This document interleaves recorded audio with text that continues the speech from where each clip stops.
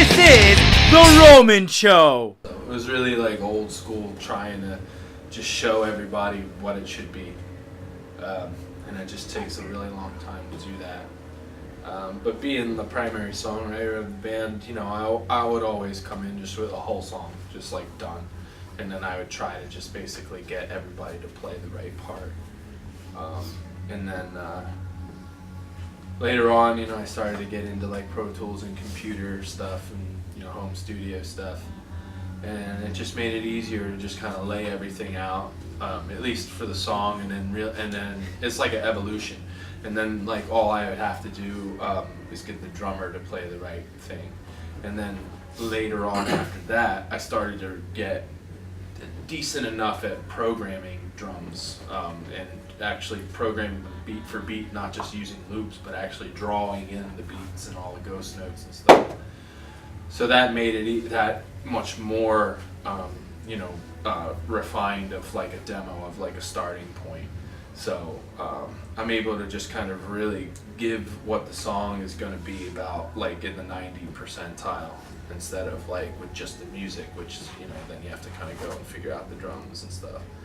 But I lay down all the vocals, I lay down all the harmonies on the demos. The demos are probably like 95 to 98%, sometimes 100% of what the actual song is going to be in the end. And then, I just give it to these guys and they all perform great on it. And these guys are singing on the newest album, and that's something that we've never had before, because I've always had to do my own background vocals because the band's never had any other people that could sing. So Keith and Aaron are singing all of the background vocals on Dark Before Dawn, which is our 5th album coming out soon, June. And overall, Jason and I have written in the past too, and overall everybody has just such a much better chemistry as far as our writing styles and the things that we like and the things that we think suck. Because like it helps when you think the same things suck, because then you don't do stuff that sucks because you all think that it sucks.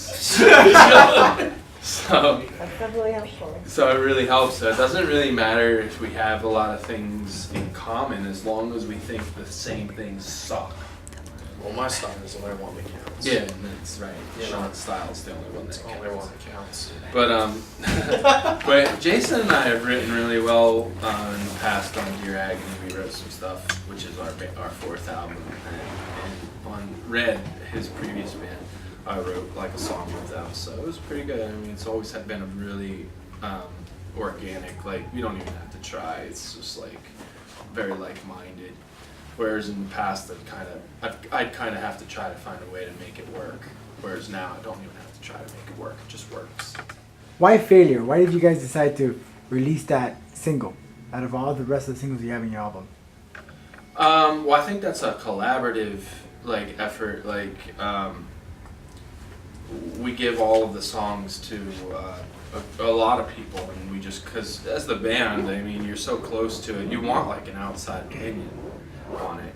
So we just basically handed off the whole album to a lot of people, label people, people that are like kind of, I guess, radio type people, and they all came back with Failure as being something that would be a good single to kind of showcase what the band can do now, and really overall the album sounds like classic Breaking Benjamin. Hasn't really changed, but I think that song in particular is a good way to start, to let fans know that the band is what it always had been, just even better, more refined, and we try to get better with each album. So that's the truth of how that sort of came to be. Plus there's a great message in it, and that it is okay to fail, and we have this whole thing, it's okay to fail, and so we're just enjoying all the support, and we're enjoying the single, and it's doing okay for us, it's doing well, so we're just really ecstatic that we went with that,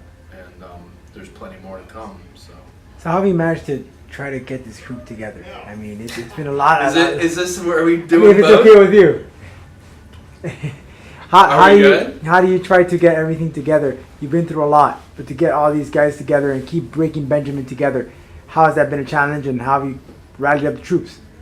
Well, I mean, I kind of, obviously, you know, the band's name Breaking Benjamin, and so that's obviously formed from my name. And so I had the band name for a long time.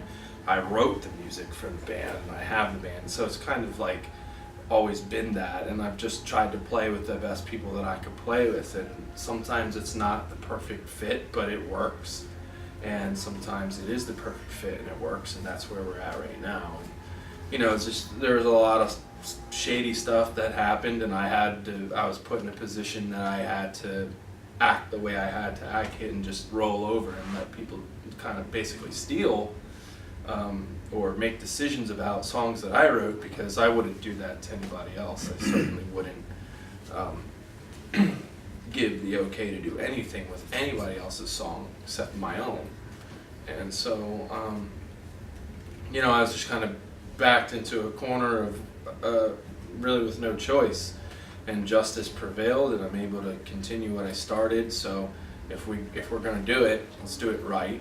And I got these great guys, and I just one by one, you know, called them and talked to them, and everything. The timing was great, and everything worked out, and we're all here playing today. So it's a good time. It was all good. This is The Roman Show.